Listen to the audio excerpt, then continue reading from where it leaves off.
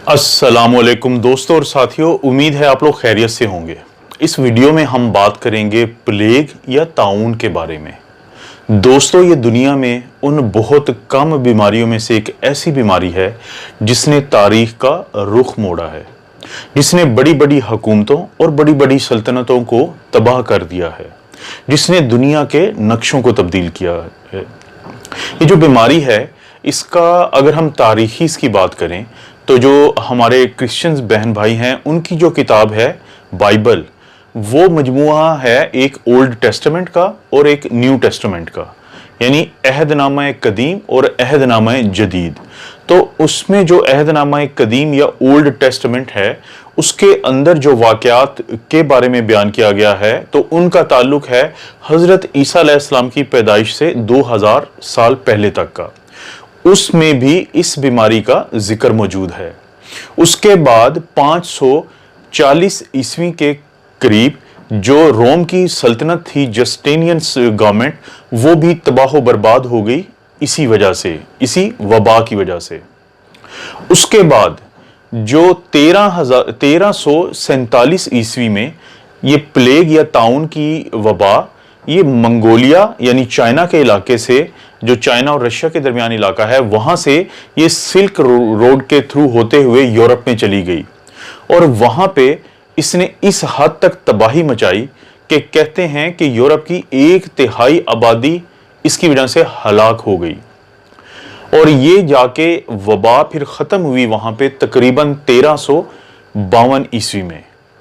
उस वक़्त भी इंडिया और पाकिस्तान का जो इलाका है, यहाँ पे कम से कम 1 से 1.5 करोड़ लोग इस वबा की वजह से हलाक हो गए।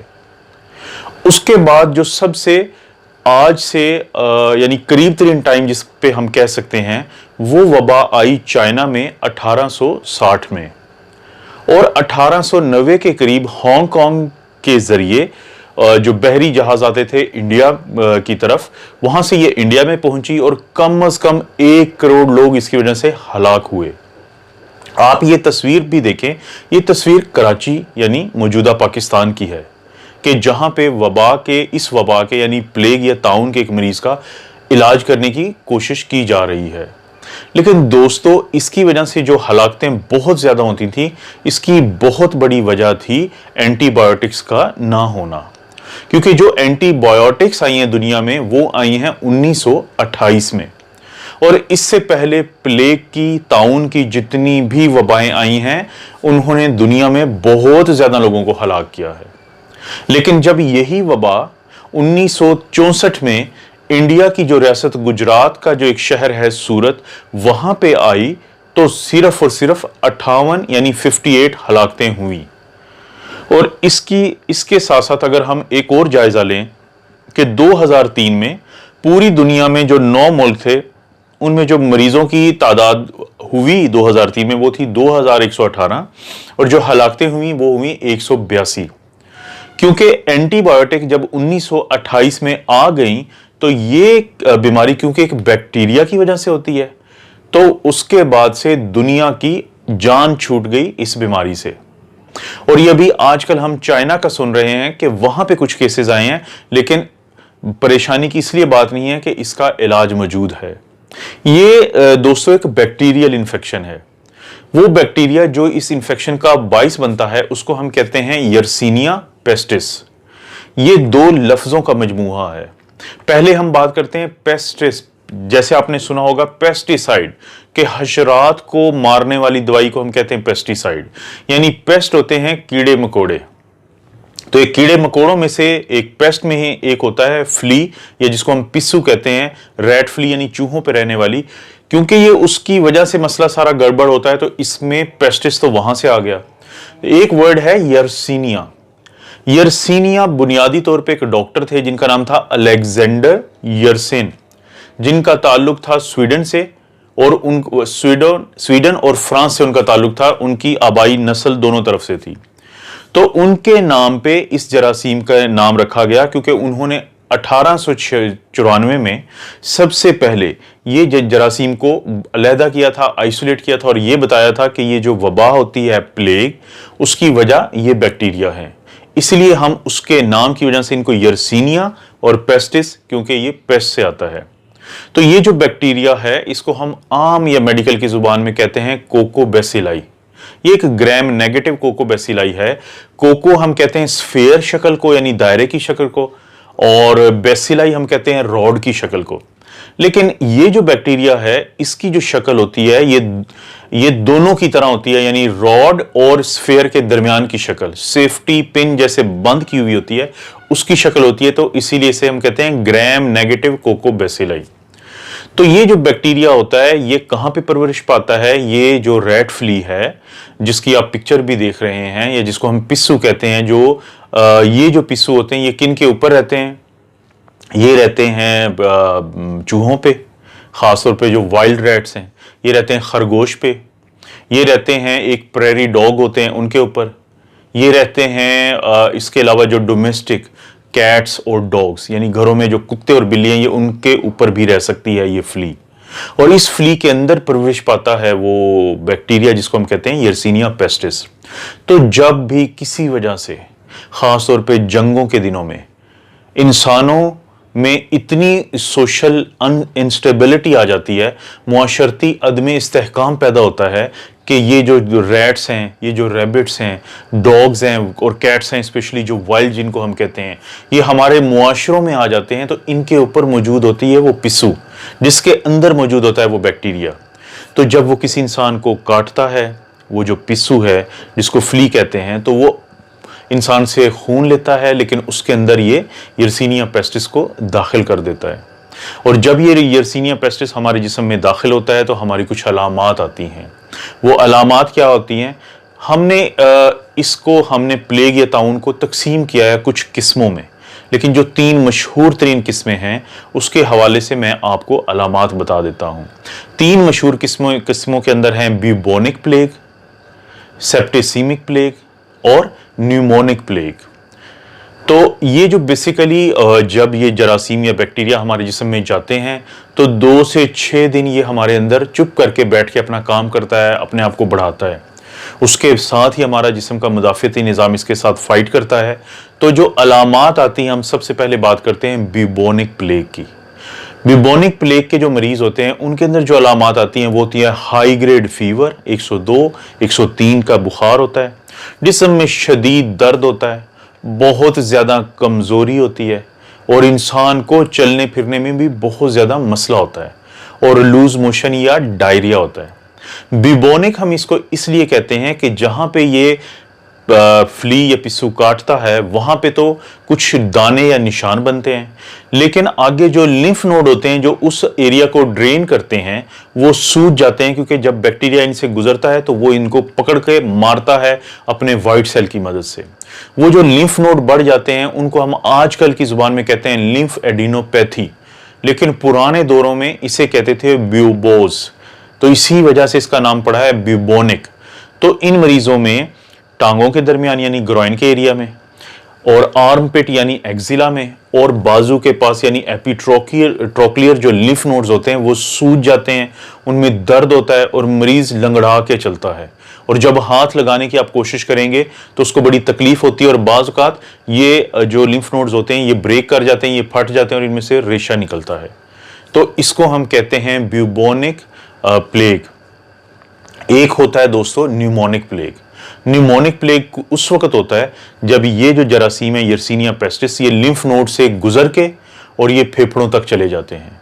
वहाँ पे ये बुखार के साथ, जिस्म में दर्द के साथ, सर में दर्द के साथ खांसी और सांस की तकलीफ और हिमोप्टिसिस कहते हैं कि जब थूकने में खून आता है तो ये सारी अलामात मरीज में करते हैं, और इसको हम कहते हैं न्यूमोनिक प्लेग। तो और दोस्तों यही वो प्लेग की शक्ल है जो एक इंसान से दूसरे इंसान में फैल सकती है सांस के रास्ते। जब खांसी करते हैं या जुकाम किसी को होता है या कोई छींके मारता है तो और वो उसको ये प्रॉब्लम हो तो ये दूसरों को फैला सकता है। वरना जो ब्यूबोनिक प्लेग है वो एक इंसान से दूसरे में आमतौर पे नहीं जाता, ये आता है रोडेंट्स से। रोडेंट्स कहते हैं वही जो चूहे हैं, खरगोश हैं। तो जो न्यूमोनिक प्लेग है ये बहुत ज़्यादा ख़तरनाक है, इसकी मॉर्टेलिटी 100% है अगर इसका इलाज ना किया जाए। जबकि इसके मुकाबले में जो ब्यूबोनिक प्लेग है, अगर उसका इलाज ना किया जाए तो 50% मॉर्टेलिटी है, और इलाज किया जाए तो 10 to 20%। और तीसरी जो किस्म है प्लेग या ताउन की, वो है सेप्टिसीमिक। सेप्सिस हम कहते हैं बैक्टीरिया का जिस्म में होना, ईमिक कहते हैं ब्लड के अंदर चला जाना।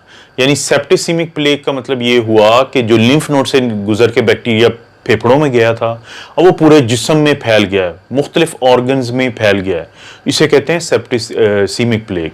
ये आम तौर पे उन लोगों में होता है जिनकी उम्र ज़्यादा होती है, जो कमज़ोर होते हैं।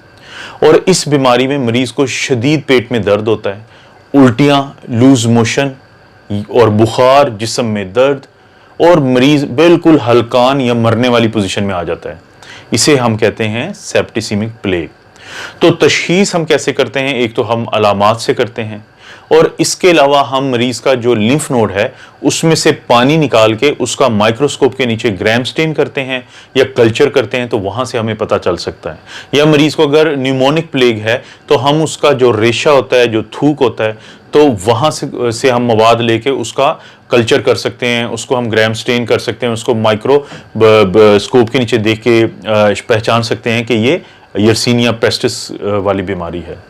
और इसी तरह वो लोग जिनको इसके अलावा बाकी अलामात आ रही होती हैं, सेप्टिसीमिया है तो, या अदरवाइज भी हम ब्लड कल्चर कर सकते हैं। ब्लड कल्चर भी बहुत ज़्यादा अच्छे तरीके से बता सकता है कि ये बैक्टीरिया है यर्सीनिया पेस्टिस का। उसकी ख़ास शक्ल होती है सेफ्टी पिन की तरह की, तो बड़ी आसानी से ये ग्राम स्टेन जब करते हैं तो ग्राम नेगेटिव कोकोबैसिलाई को हम पहचान लेते हैं कि ये है यर्सीनिया पेस्टिस की बीमारी यानी प्लेग। तो दोस्तों, इससे डरने की इसलिए ज़रूरत नहीं है कि ये बैक्टीरियल बीमारी है, और एंटी बैक्टीरियल तो हम इस्तेमाल कर रहे हैं 1928 से। तो इसका इलाज कैसे करते हैं? पहले तो वही जनरल एक है कि आप ड्रिप्स लगवाते हैं, आप मरीज को पानी की कमी नहीं होने देते। इसके अलावा एंटीबायोटिक्स हैं, बहुत मशहूर दवाइयों के मैं आपको नाम बताता हूं कि जो हम दे सकते हैं इन मरीजों को। हम दे सकते हैं इनको स्ट्रेप्टोमाइसिन 15 मिलीग्राम पर किलोग्राम, या 1 ग्राम सुबह शाम या पट्ठे में लगाते हैं हम इसको कुछ दिनों के लिए। अगर ये नहीं देना तो हम जेंटामाइसिन, एक एंटीबायोटिक है, वो हम देते हैं 5 मिलीग्राम पर केजी के हिसाब से वेन के जरिए इंट्रावीनसली या मसल्स में यानी इंट्रामस्कुलरली। अगर ये भी नहीं देनी तो बहुत मशहूर विब्रामाइसिन का कैप्सूल है जिसके अंदर होता है डॉक्सीसाइक्लिन। ये आप 100 मिलीग्राम सुबह शाम दे सकते हैं 14 दिन के लिए। अगर ये भी नहीं देना चाहते तो बहुत मशहूर दवाई है लीफ्लॉक्स की यानी लिवोफ्लॉक्सासिन, ये आप 500 मिलीग्राम दे सकते हैं एक रोजाना 14 दिन के लिए। अगर ये भी नहीं देनी तो आप मॉक्सीफ्लॉक्सासिन यानी मोफिस्ट की 400 मिलीग्राम की गोली एक रोजाना दे सकते हैं 14 दिन के लिए। अगर ये भी नहीं देनी तो आप नोविडेट दे सकते हैं 500 मिलीग्राम सुबह शाम 7 से 10 दिन या 14 दिन के लिए। तो दवाई आपके पास है, लेकिन अगर आप इसकी वैक्सीन भी अवेलेबल है, इसकी वैक्सीन लगाई जाती है यानी प्लेग की वैक्सीन होती है, और वो आप लगाते हैं, एक डोज लगाते हैं 0 डे पे, एक 3 महीने के बाद, और उसके बाद हर 6 महीने बाद बूस्टर लगता है। जब तक कि वबा मौजूद है तो आप वैक्सीन भी लगा सकते हैं। और अगर खुदा ना खास्ता किसी को वैक्सीन ना लगी हुई हो और इसके बावजूद वो जो मरीज है, वो जो इंसान है, वो वायरस से उसका सामना हो जाए, तो किसी भी तरह से बैक्टीरिया से सामना हो जाए, तो उसको भी हम दवाइयां दे सकते हैं डॉक्सीसाइक्लिन या नोविडेट, जिसको हम प्रोफाइलैक्सिस कहते हैं। लेकिन बहुत ज़रूरी है आप लोगों का कि अपने घर में चूहों को कंट्रोल करें, खाना मत पड़ा रहने दें, क्योंकि खाने पे ये रोडेंट्स आते हैं। घरों में इंसेक्टिसाइड का इस्तेमाल करें, घरों में पेस्टिसाइड्स का इस्तेमाल करें, घरों में मुख्तलिफ वो दवाइयाँ इस्तेमाल करें जिनकी वजह से ये जो हशरातुल अर्ज हैं, जिसकी वजह से ये जो आपके ये यानी चूहे वगैरह घूम रहे होते हैं, ये मत घूमें, ये ना हो, इनको आप मत, ये बीमारियों की वजह बनते हैं। और इसी तरह जो आपके घर में अगर आपने डोमेस्टिकली कोई कैट्स और डॉग्स जो हैं, कुत्ते और बिल्ली रखी हुई है, तो उसके जिस्म पे अक्सर चेक करें कि कहीं पिस्सू या फ्लीस तो नहीं है। अगर हैं तो उसका बाकायदा इलाज करवाएं, वरना एक बहुत बड़ा वो जरिया है इस बीमारी का। तो दोस्तों, ये है सारा प्लेग या ताउन के बारे में बुनियादी इंफॉर्मेशन। मुझे उम्मीद है आपको काफ़ी पता चला होगा। आप अपनी और अपनी फैमिली का ख्याल रखें। अल्लाह ताला आपको और आपकी फैमिली को हर किस्म की बुराई, बीमारी और आजमाइश से महफूज रखे।